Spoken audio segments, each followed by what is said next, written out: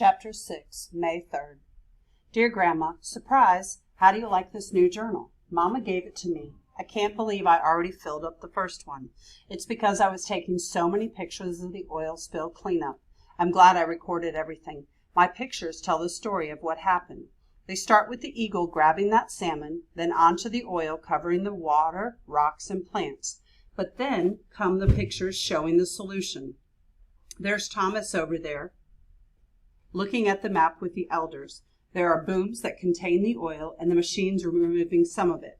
Then there are pictures of Sam mixing the soapy water and volunteers washing the duck's feathers and the muskrat's fur. Those pictures remind me of how Sam and I helped.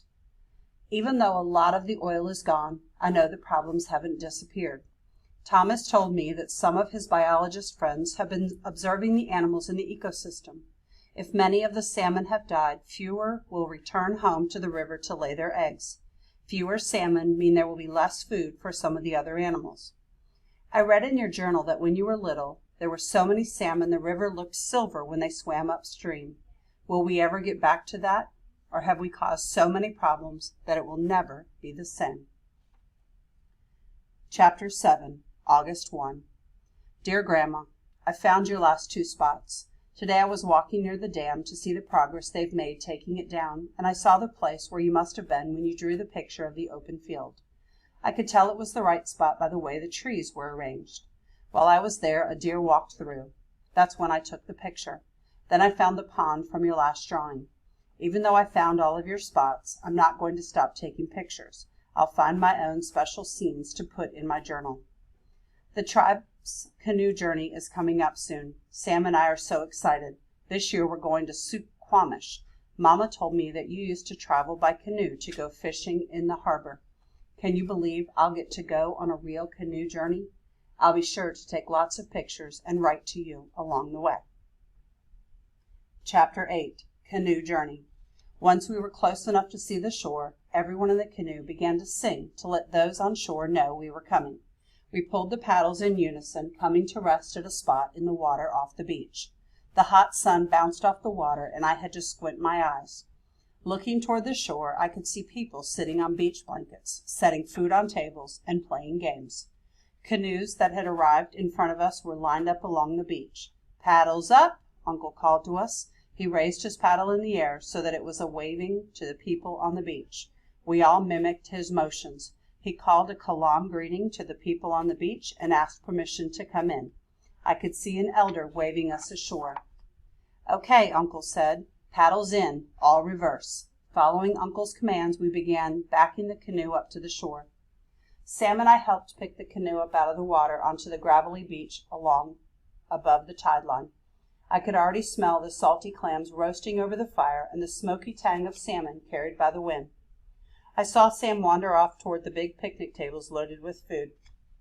I reached into my bag, feeling around for my journal, so I could tell Grandma exactly what this moment felt like. I was finishing up my entry when I heard Sam call my name. "Taya," he said, "come look at this." As I walked toward Sam, I buffed the lens of my camera and adjusted some of the settings so that I'd be able to get the light just right. "Instead of taking new pictures," Sam said, "why don't you take a look at some of the ones you've already taken?" "What are you talking about?" I asked, looking up at him. And then I saw it, my pictures. They were set up on easels all around the picnic tables in poster-sized prints. I stared blankly from one picture to another, not sure what to say. Mama's hands on my shoulder brought me back to life. "Why are my pictures here?" I asked. "Did you do this?" Thomas stepped forward from where he stood with his family. "Taya, the elders agreed that we should thank you for all of your help with the oil spill. But more than helping with the spill, you have given us a wonderful gift, the amazing pictures that you've taken of the parts of our community, our people, the animals, the plants, the earth, and the air on which we all rely. You have honored your grandmother and all of us, sharing this beauty and sharing it with all of us." "Thank you so much, Thomas," I said. "There's no need to thank me," Thomas said. "Without you and Sam, we wouldn't have been able to do nearly as good a job cleaning the oil spill in the river." "Nah," Sam said. "We just helped a little bit." "You helped more than you realized," Thomas said. "You reminded me and the other engineers about the connections among everything in the ecosystem. among the river, the plants, the animals, the connections between things in the environment that people can either nurture or destroy. And you created your own connections too, between people working together. We needed you both to remind us of all of those things. Thanks, Thomas, I said. I'm glad we could help. We learned a lot too and got to see some new things. I'm glad too, Thomas said. Now take some time to admire your photos. Sam and I looked at each of the photos. Then I started taking pictures to remember the canoe journey.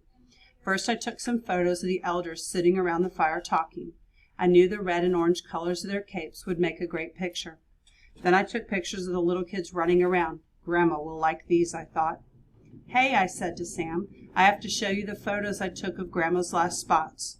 Rummaging in my bag, I found Grandma's journal and opened it to the last page. See, I said, that's it. Sam nodded. You're right, last one. Now you're all done. All done with the pictures in Grandma's journal, I corrected, but definitely not all done taking pictures of the land and the plants and the animals and the Elwha River.